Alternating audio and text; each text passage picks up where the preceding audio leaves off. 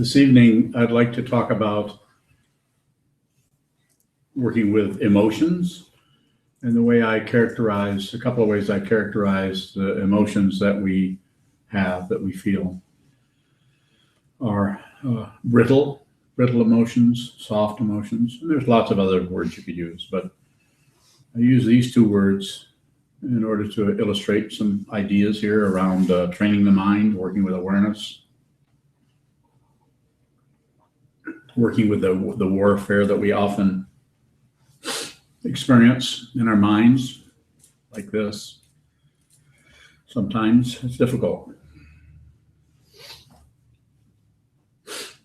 So the brittle kind of emotion is that which comes up that it seems like it's so sharp that we feel impelled to do something with it, even if it doesn't show up on the outside. The extreme version is, of course, we have an extreme anger comes up and we act out. We yell, we hit, we strike out, we stomp up and down, or in the very least, we make faces, and so on. And then there's other kinds of emotions that also show up being expressed in various ways. And don't misunderstand me. I'm not saying that we need to get control of emotions. That's pretty much impossible. If you haven't noticed, I can help you with that. You probably aren't going to control the emotion by way of suppressing it or getting it to go away or pushing on it or something like that. But we can bring a lot of awareness to that, to see that if you use awareness, if you prioritize your awareness and bring your awareness into the feeling that arises before you jump to conclusions about blaming over here, over there, over here, this way, that way, I shouldn't have done that. It's me, I did it, or they did it, they shouldn't have, I should have done this. This shouldn't have happened. I don't deserve this. That's one that quite often, perhaps you've heard that appear in your own mind following some difficult feeling or emotion. It's almost like somebody's saying it inside of your head.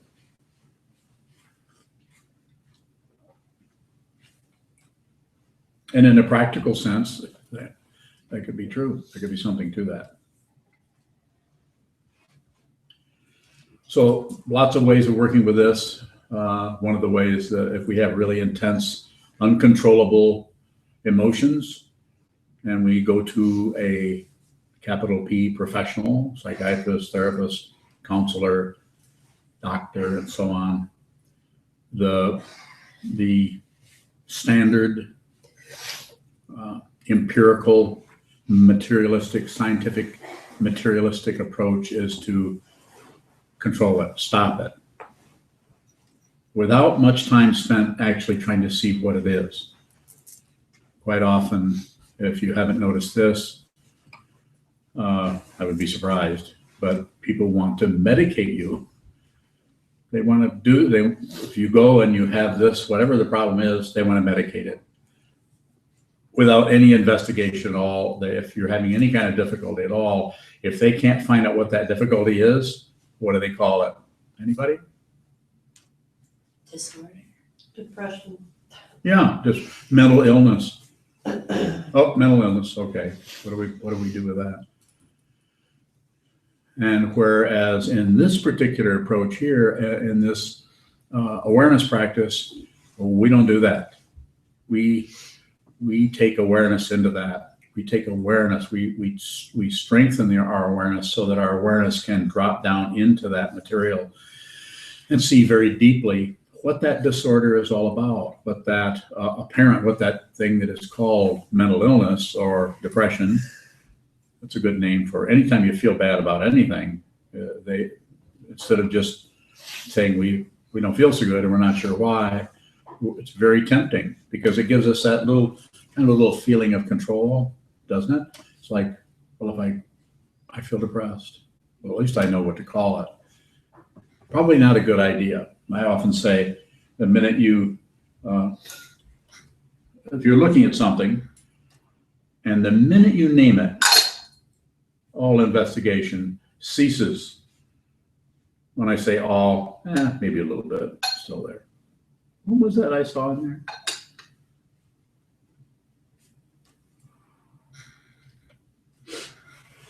And of course, or maybe not of course.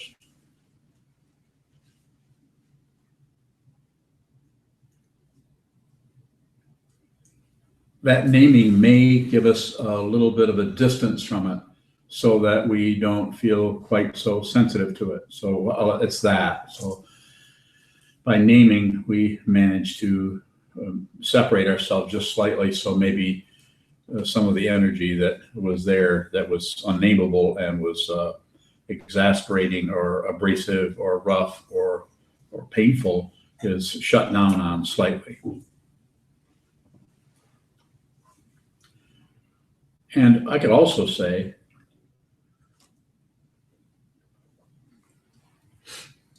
that perhaps you do need medication. I'm not taking it the other direction, saying that all of that is bunk.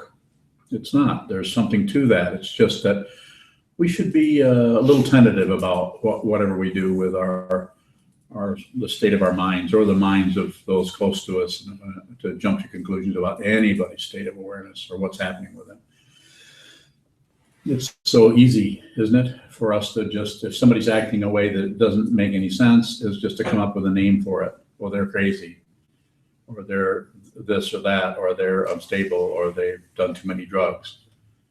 Well, it's not always so. I mean, there are people, and I've been around for a few years, longer than anybody here, and I can tell you that I know people who've done just tons and tons of drugs that are just fine. I know other people that take one hit and they're absolutely nuts. They go crazy. They're so sensitive to anything that comes into any other chemical or something that comes in, that he just wipes them out, so to speak. So not always so. You can't find anything consistent. And of course, science or medicine, and even the practice of meditation and all of the teachings and so on are always trying to find some kind of mean or some kind of area where, okay, now we got that down, now we know what that is. It's always happening all the time. It's irritating.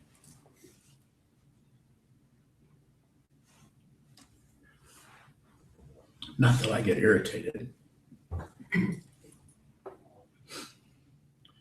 So I'm here to say, to encourage you to whatever emotion arises for you personally, and whatever is, even though you're sitting there and not too much is going on, if something happens that triggers something, and you can see that there's more, the trigger is one thing, and the emotion that's arising seems to be way over the top, way more than just what the trigger was.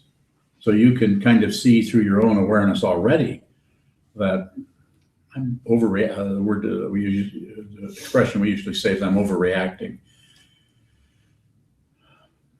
And that's because we think that the only thing going on is just the trigger.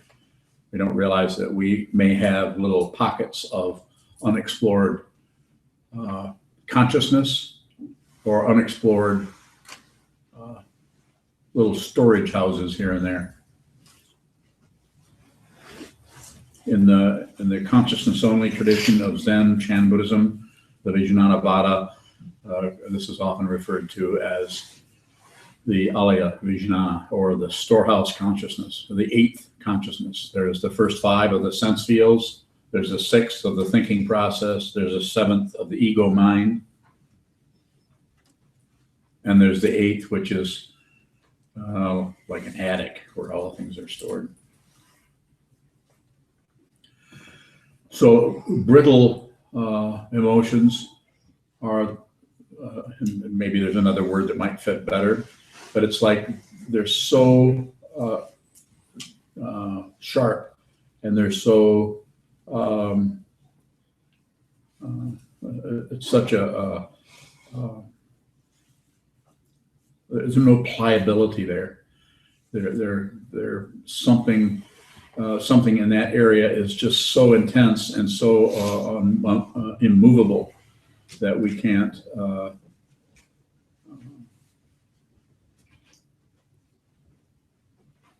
so intense and so immovable that trying to deal with it directly trying to change it or something, it just breaks up into all kinds of other pieces. And still will come at us, even though we might have solved one thing, then it starts to come at us from different directions. So the way I talk about this, and this is just an image to use, it may even look different for you if you were to approach this using meditation practice to soften this up, to bring awareness to it, and to see through the awareness, see the way. Here's the three poisons. In Buddhism, there's something called the three poisons: passion, aggression, and ignorance. And so I would say when this intense feeling or emotion comes up, insofar as you're able to flood this with awareness before you put it in gear, so to speak, before you do anything with it, first bring as much awareness in there as you can and see if there's a movement to shut it down, if there's a movement to fluff it up or explain it or justify it or blame someone, or if there's a movement to completely distract oneself from it. Not easy to do that. It's not easy to at all. And when we do, one of the things that makes it difficult when we are actually practicing in this way, and the way we talk about it here is hold very still. Eyes are open, all the senses are open, face a wall, not because a wall is so sacred, but because a wall is experiencing sitting facing a wall means that all of your senses are open. Just like we also don't have the stereo playing, so we don't move around. So the sense of touch is softened. Sense of hearing is compromised or lowered or decreased, and the sense of seeing, instead of looking across the room where there's lots of movement and activity, we also face a wall so that sense is open, but yet not much is happening. So it seems to be necessary for all the senses to be open, because otherwise it becomes kind of artificial. Have any of you been in a sensory deprivation tank? Okay, so that's very much, as have I, and that's very much like you're in water, you're floating, salt water, so you kind of float, and you have earplugs, and it's dark, and the water temperature is exact temperature of your skin. And you just, if you hold very still, eventually your awareness is primary. It could be either quite enjoyable, or it can be very neutral, or it can be frightening. Those are the three poisons again. So a very interesting area how those three keep showing up. This way, that way, and this.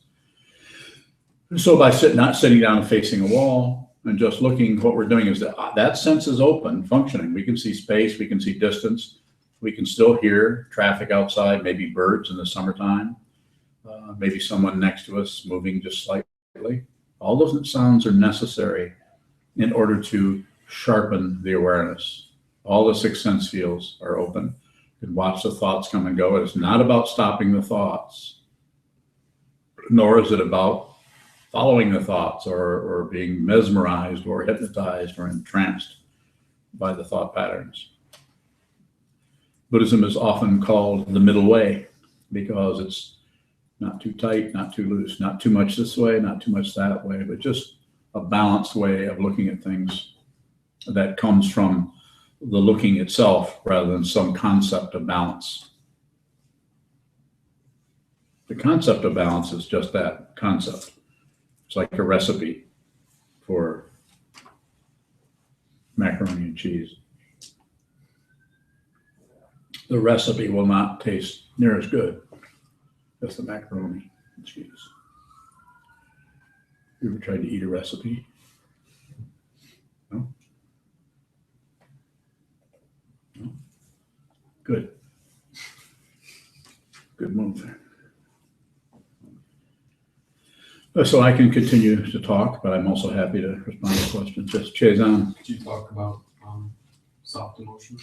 Yeah, so the softening part is the idea that by bringing awareness to this, before you do anything with it, other than just see it, bringing awareness into this, we see what it is, and this whole area begins to soften up so that there isn't some kind of imperative or some kind of emergency going on. I've got to stop. I have to do this. When you have emotions or feelings or whatever arise and you add on stories about them, I shouldn't feel this way. The reason I feel this way is such and such, even if it's correct. Even if the reason you feel this way is because somebody said this or said that, even if there's some kind of a trigger going on, by doing that, you actually create a perpetuation of that emotion, that feeling, because it becomes very circular. So the softening part that I'm talking about, that Chazon has asked me about, is that the emotion is still there, but it doesn't have the hard edges to it. It's not that it's all that cuddly either. It's just that it's softer. It's something that you can actually relate to as your experience, without it having some kind of imperative where you have to act on it right away. You can actually, the way Trungpa Rinpoche, my Tibetan teacher, talked about this, his way of saying it in a different way, but it means the same thing, is make friends with yourself. I mean, actually, the negative feelings that you have that are triggered by outside events and circumstances, or inside or whatever, those things that arise that seem so negative and so difficult are opportunities for you to get to know yourself better, make friends with yourself. And finally, after all these lifetimes of fighting with everything, you finally stumbled into a lifetime where somebody's saying to you, make friends with yourself. You don't have to change anything. You don't have to be anything other than who you are. You can actually be genuine. The person you're looking at here is no different than the person that was alive 50 years ago. Is that true? Yeah. What's different? It's different. What is different? Yeah, I'm asking you. I'll tell you, but I'd say, what do you think is different? I would think a lot. I know you would think a lot. I would think a lot is different. What is different? But there's only one thing that's really different. Everything else is still in play that was here when I was 25, and I will be 75 in April. Everything is still in play. Perception because of experience. Okay. What's different is the so-called identity is no longer a solid thing, and it is no longer accepting or rejecting or agreeing with it or disagreeing with anything. And so there's no solid being anymore. This is not a credential. I'm not saying, oh my, look at me, I've transcended my ego. Ego is not real. You don't have to transcend shit. It's a big surprise. It's a big surprise to those who are trying to get rid of their egos. A waste of time. Sit down, strengthen the awareness, and see that the ego is unreal. Unreal. Not saying that there isn't something there, but what is there is unreal, insubstantial, and is constantly in flux and changing, and is full of holes, and is discontinuous, and has no, and gets its sense of being somebody by the causes and conditions that are constantly changing.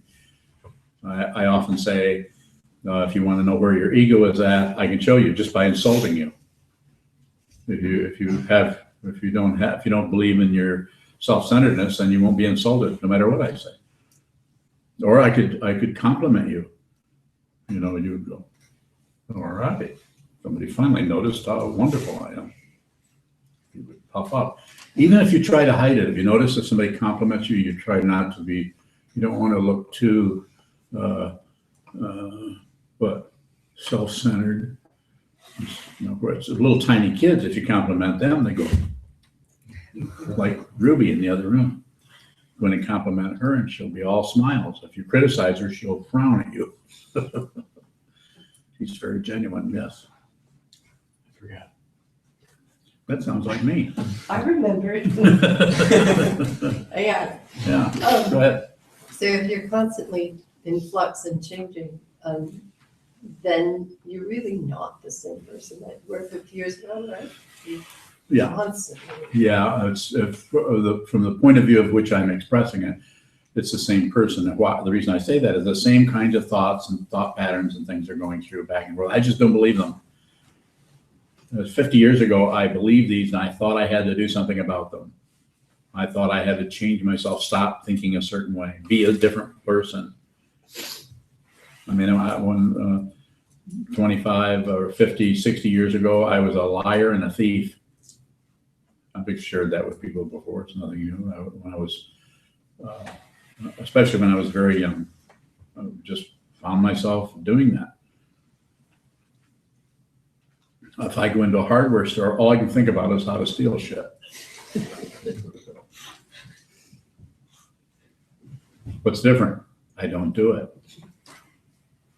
When I say all I can think, I'm not saying I'm plagued by that anymore, but for a long time, even though I had decades after I'd stopped doing that, I would see how easy it would be to walk out with this or walk out with that.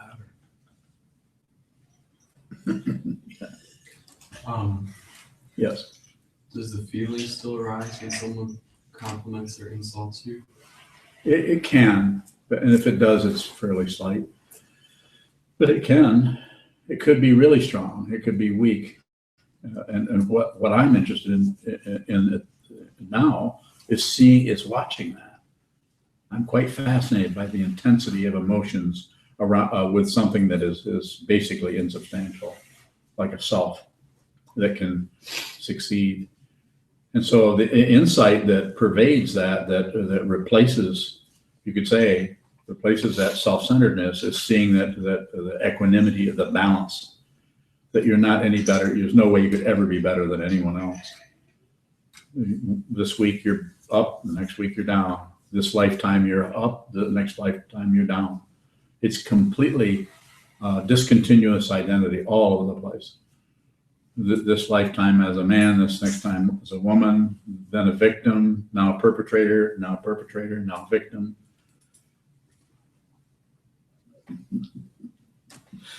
Kind of know that already. I know, but you're asking me a question anyway. Sheldon. You said earlier in the talk that through our strengthening the awareness that we look more deeply into these emotions when they arise. Yes. So if our awareness is strengthened enough to see deeply into these, does that mean that we're going to figure out what they are or where they come from? Or Figuring doesn't figure into it. what is it? Figuring is something you do to solve a Scrabble game. Figure out, because everything you need for Scrabble is right in front of you. But what you need to work with the issues of life and death is not right in front of you in the same way. It's right in front of you, but it's not in the same way. Go ahead. So if we're not figuring anything out, what is happening when we're looking more deeply into this emotion? You're getting closer and closer to the actual discovery, which is liberation, and seeing that there's no solid self anywhere and there's nothing to fight with. This doesn't mean that you won't run away from a bear and run towards ice cream.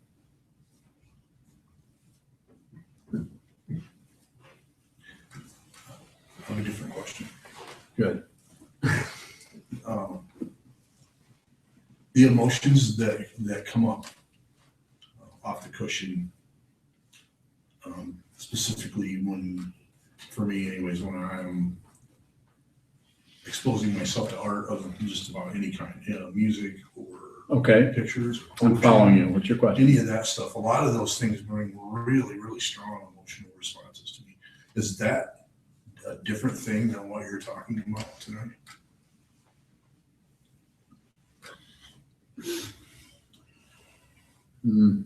Yeah. How so? Feels good. Sometimes not. I mean, sometimes art makes you suffer. Most of the time. Huh? Most of the time. Okay. So I'm not sure, I understand what you're saying, but I would rather have you be more specific about your question so I can be more direct about the answer. Otherwise, we're just kind of shifting sands here. Like if I listen to a song and it makes me weep. You know, means you're a weakling. Right, what's up with that?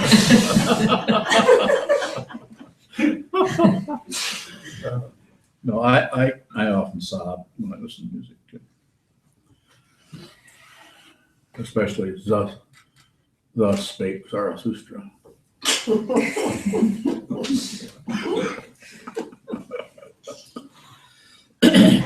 So the idea there is emotions are there and they get triggered by things and seeing some, sensing some kind of harmony or balance that is innate in music, and the combinations of things that come together resonate in us. It's like I'm always using the example of the sutra drum.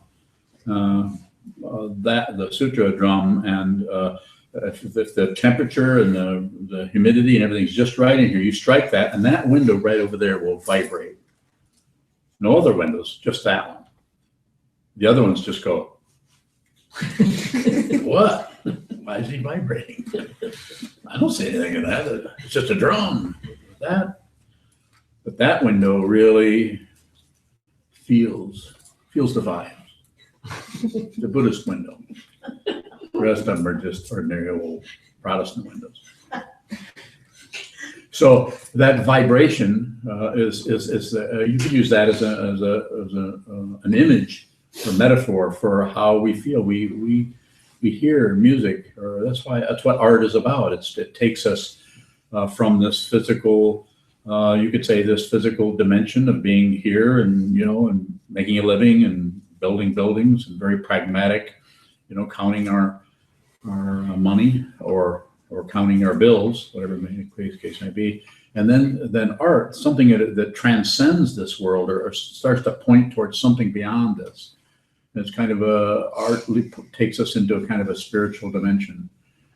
The actual spiritual dimension is a spiritual path or religion, if it depends on how it's practiced, but basically that. But then there are other things like music, painting, drawing, sculpture, things that are done for quite often for no reason at all. Sometimes even something that's very practical is used as soon as it outlasts its usefulness, it becomes an object of art or an antique, and then we start to admire that. There's a feeling about a feeling of as you would say, appreciation or something, or an emotional quality to it. I know I feel quite emotional if I listen to really old songs, like when I was very young and was stealing things. Drinking Carling's White Label and stealing. Telling lies. If I listen to the Shirelles, or the Del Vikings, or something, which most of you haven't heard of, other than maybe Michael. It's an emotional kind of dynamic. It has its spiritual dimension. And so that's what's happening with you. I would say something like that. It just reminds us, it reminds all of us of an area in our lives that is totally susceptible to that, just an arrangement of things. It's like looking at flowers, something is arranged in a certain way. We have an appreciation for it that is kind of transcends. Sometimes if you hear music, all of what you're worried about just disappears. You've totally forgotten that. Or if you meet someone you haven't seen in a long time, and you were worried about this, and you meet someone, and all that falls away, and all you can think about is them and your memories and getting to see them again, know them again. Just completely interrupts, your worry pattern. Yes, Michael. So is it the reaction to the emotion that needs to be observed? Because we talked about emotions that become angry. So let me We go. have an emotion where I the, follow you. I'm ready to respond to that insofar as I perceive your question. So I would say initially it's to see, you have to separate them. You have the emotion and then there's a reaction of, I don't like that. A reaction of, well, that's because. As soon as you say that, you've actually left the very thing you need to investigate. If you're actually investigating the emotion as it arises, you won't necessarily feel like you're doing anything valuable. Would you mind moving over just a little bit, young man, so I can see your face? I can see your knees, but I have this kind of overwhelming feeling that you're doing crossword puzzles. You know? Probably be more interesting. So the idea there is to include everything, to include the reaction to it and see that. And if you continue to look at it without adding on anything extra, no little word balloons above it, about. But if you stay with the feeling and stay with the reaction will start to die down, and the emotion, you'll go back into the emotion, and the emotion will start to soften. And when I say soften, it just means that the hard edges of it will go away. It'll still be there. It may still feel painful. It may still feel difficult. It could have any kind of qualities to it, but those qualities would be genuine. And you would, it's good to feel. I mean, even very negative feelings, it's good to actually feel through that. And so quite often, different kinds of therapies work with that. I know there was something called primal therapy by Arthur Janov back in the early 70s, and there was a Center for Feeling Therapy out in California where they would take you into the feeling and then have you have you scream, which I don't know how good of an approach that was. It was quite noisy, and so, but the idea is to actually go in and actually feel through that, and that's something we do with, or I've been working with people doing past life regression. So we don't know if it's past life or not. It's not so important to know for sure what something is or isn't. But it's the idea that if you go back into feelings or in the past and go through, and especially if you've been sitting on them and just not acknowledging them or not feeling through them, then they separate out. It's like these little pockets of feeling and emotion and memory. And so sometimes it's necessary to go back and take the awareness back into that. You can do that on the cushion. It just takes a long time. And it takes really kind of a stubborn attitude of, I'm going to look at this, I am going to stay here, and I'm going to see this through. I'm going to look deeply into this person that goes by such and such a name.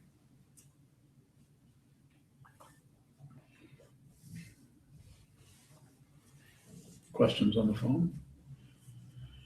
And yes, Lisa.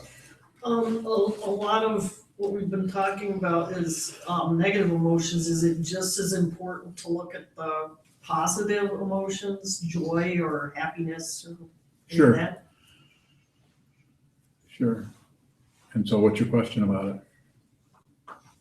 It seems like it's not so bad to have those. It's not. But if you jump out of the feeling itself, if you're just in the feeling, we tend with happy feelings, we tend not to leave them so readily and go into some kind of blaming or crediting. It just feels good. And it's a very soft kind of situation already. But then the negative feelings are the ones that, are tight and make it difficult for us and are abrasive, and that take some work as far as bringing our awareness to it. The happiness part is fine. Though we might say, well, I'm happy because, because of microbrews.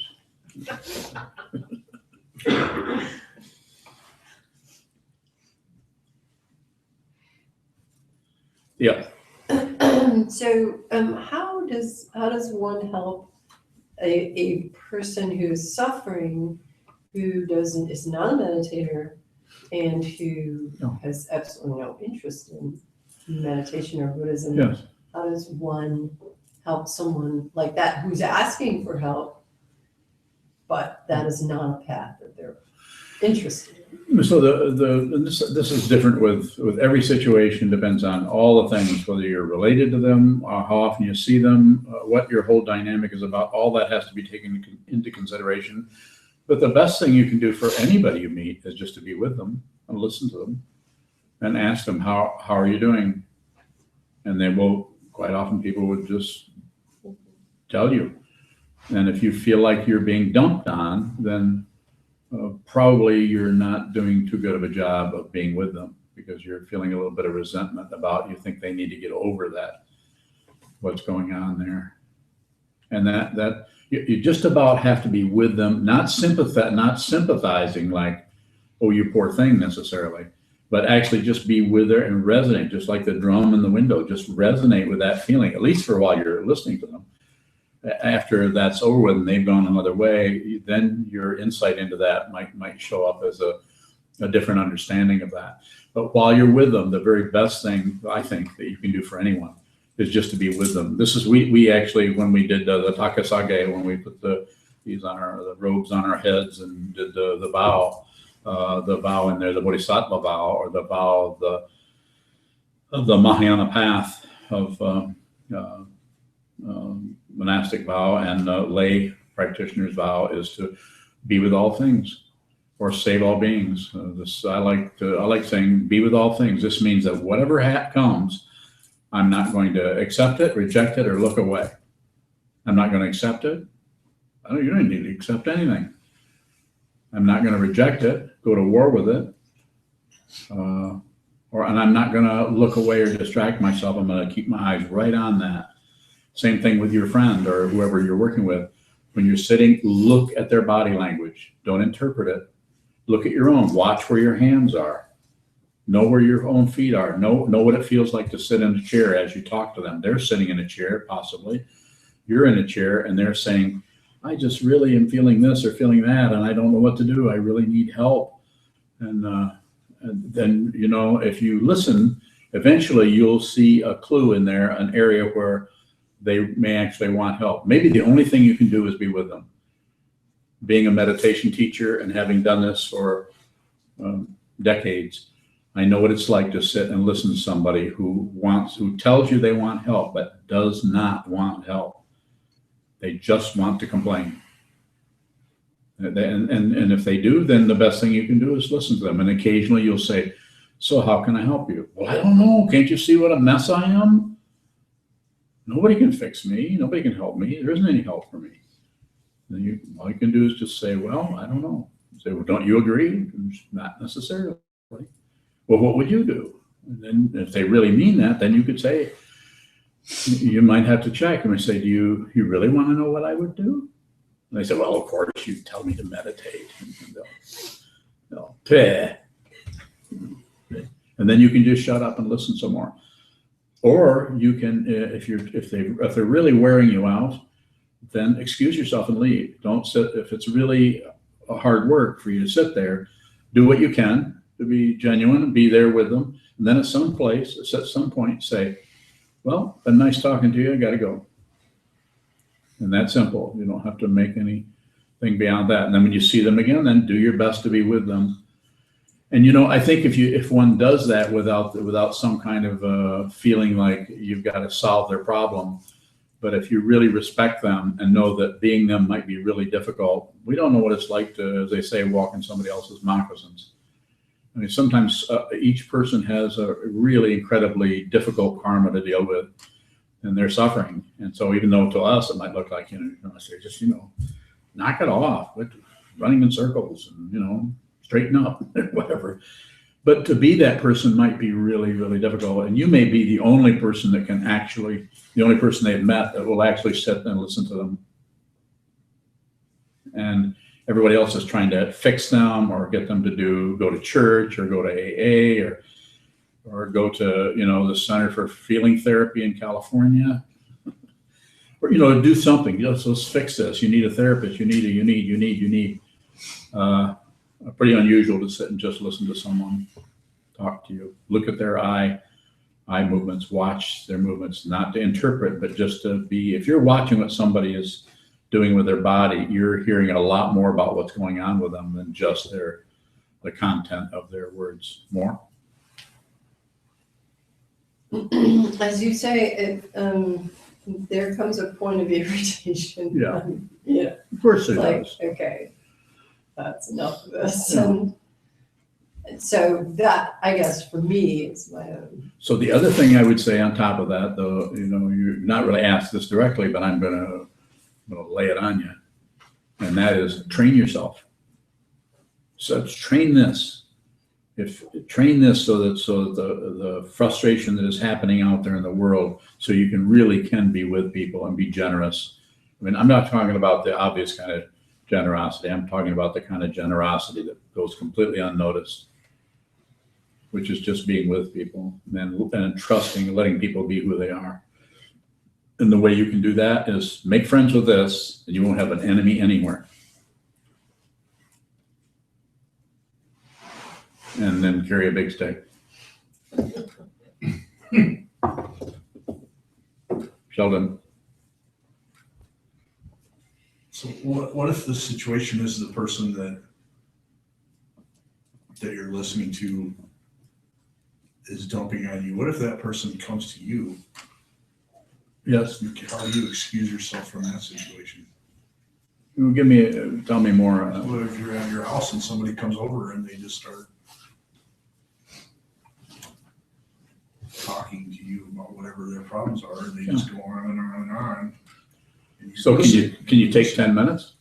Can you take 10 minutes? Can you listen to it for 10 I minutes? would listen to them forever, but I'd rather not sometimes. We'll listen to them for 10 minutes and then say, whatever their name is, Pete, Joe, Jim, say, stop and hold your finger up until they stop talking. Don't interrupt them. Go like this. And they say, I really have another project I'm working on. I need to get on. I'm going to have to excuse myself. I've got to go back here and start working on this. And then stand there. And then if they just keep on chattering away, say, go. And then they'll stop. More than likely. If they don't stop, then just open the door and drag their butt over and boot them out the door. But be civil and just tell. But don't sit and take it, because it's not helpful to them to just sit and let somebody. It's not helpful to them. It's helpful to them if you can really listen to them. And so spend 10 minutes totally listening, hearing, nod your head, listen, hear their words, hear the tone of their words. Hear the space between their words, look at their body position as it moves this way and that, and as they're expressing themselves and their frown or whatever's happening. And don't teach them anything. Only respond if they ask you. And you can at some point say, ask them if are you asking me something about this? How to work with this? You could do that. You're a meditator if you feel like this would be something to help that person. But I'd be very careful about it. They're probably, if they aren't, they already know you meditate more than likely. And if they aren't asking you, don't suggest it. Never suggest meditation to anybody unless they ask you, or unless you're absolutely sure that that's something that they would respond to if you were to bring it up. No sales pitch ever. Most people don't want to hear it anyways. Yeah, I know they don't. Yeah, you see that, what do we got? 20 people here? No, we don't have 20. We've only got 1, 2, 3, 4, 6, 7, 8, 9, 10, 15. Good. If there's 20 people, then I've got to do that. I said I would do somersaults. Through here. So, yes. Is the concept of saving all beings, doesn't it come from the monks felt that what they were doing, their meditation and their prayer was the saving of the beings? Not necessarily the American way of going out and finding beings to save who need saving. I don't go out and find anybody. We don't go out and find anybody. We wait for people to come here. Or you go to prisons and then, Yeah, but But they come. we're invited to prisons. We were invited to go to AFR 6 years ago. That's when I started going. so is it my misunderstanding that Yeah. the saving all beings is more of an activity, a social? No, what it is, it's Well-being. being with, it's saving is to be with people, to put them first, to put other people before yourself, which is very, very difficult to do. We don't really want to do that. So that's our self-centeredness, our ego. We want to just do me and my stuff, me and how am I doing? What do I get? What's in it for me? So the vow, we aspire to do that. We can't really, it's hard to do it, but we aspire to do it. And sometimes we do okay.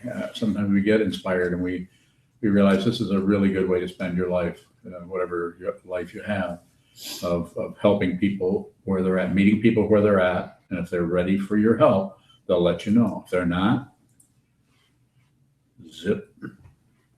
As Buddhists, we don't proselytize at all. I mean, we let people know what we're doing. Teach meditation. This is a Buddhist temple, monastery. You're welcome to come here and practice. But there's no promotion. There's no promises. No guarantees at all. You could sit if somebody says, well, if I come and meditate every day for 6 months, will I attain enlightenment? I would say probably not.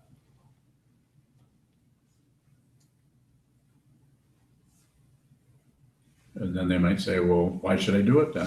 I said, maybe you shouldn't. So it's about being clear about what is actually going on. If when that clarity tends to arise, then we begin to see that it's really important for us to help others because we're not really separate from others.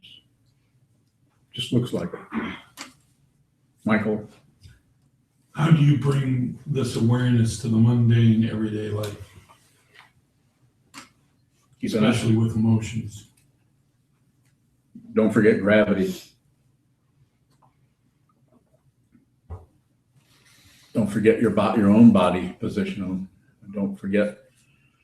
Don't ignore things. Stay in your senses. Stay, especially the first 5, but also don't necessarily promote or disagree with or add on to the 6, the thinking process. Don't necessarily fluff it up with a lot of extraneous elaborations about the nature of this, that, or the value or of Even anything. in a mundane, how do you bring that awareness to this needs to be done this way, but I think it needs to be done that way type of situation? Stop doing that.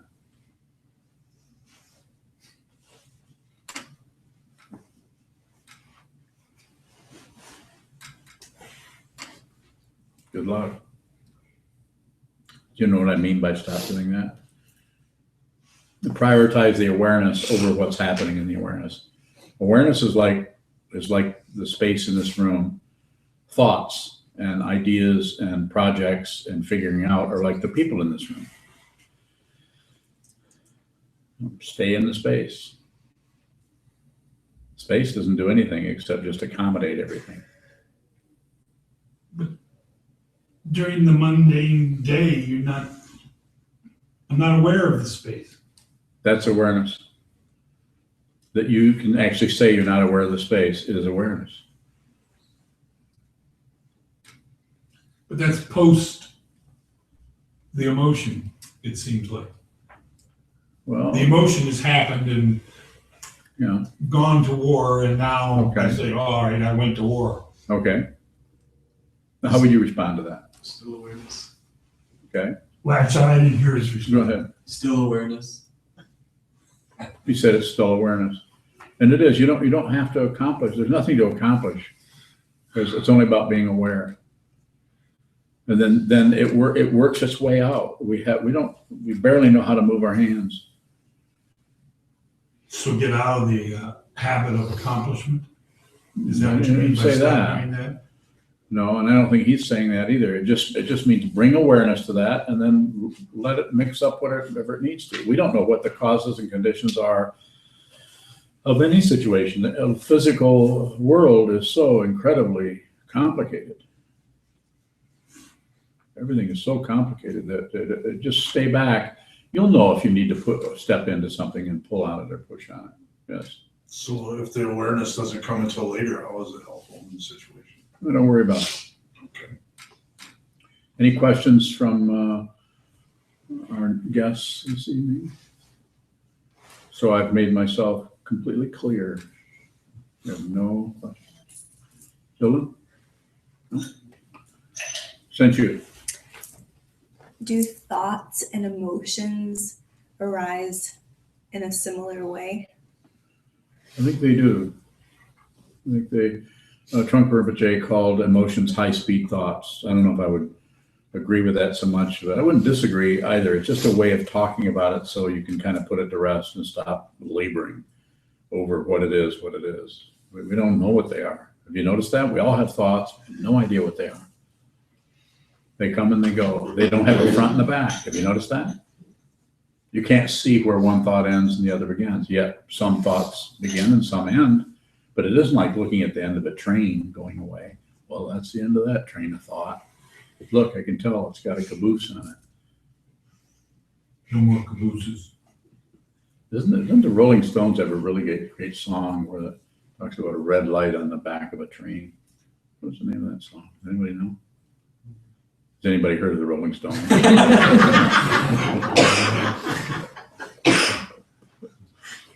Well, don't be adults.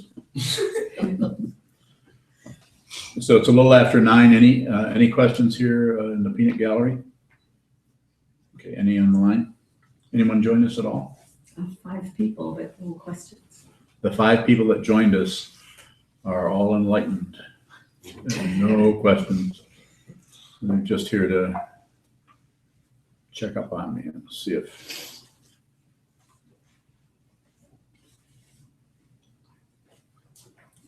I'm distorting the Dharma. Probably. Yes. Do the 5 people that are online but here online count towards the somersaulting? No, it's got to be, if there's 20 people in the Zendo, I will do whip nay all the way from the back up to the altar. You can do it. And I can't do it very good, but He's been practicing. I've been practicing, yeah. So anyway. Whip. We call you Sokuzan the whip. I have to watch, there's a great teacher, Matt Stefanina, I think he's a New York dance teacher. He's really a great teacher. He has all these little young people, 16, 17, 18, even younger, doing hip hop dancing on it. It's just it's a trip to watch. You should all watch it. You should watch Soul Train. Soul Train, is that still around? You can get it. It's You can great. get it. That's It's fun. Yeah, that's from the, what, 70s? Yeah. Soul Train. Saturday afternoon. Is that when it's on Saturday? That's when it was. It used to be on Was it? Saturday afternoon. Okay, guys, let's dedicate the merit. Thank you.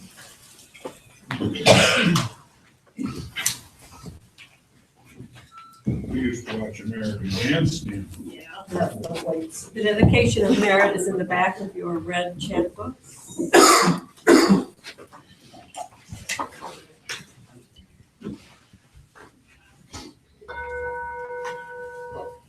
May the merit of this penetrate into all places, so that we and every sentient being together can realize the Buddha's way. Jiro San Shi Shihu Shi Son Bu Sa Moko Sa Moko Ja Ho Ro Ni 10 directions, the 3 worlds, all Buddhas, all venerable ones, Bodhisattvas, Mahasattvas, the great Prajna Paramita,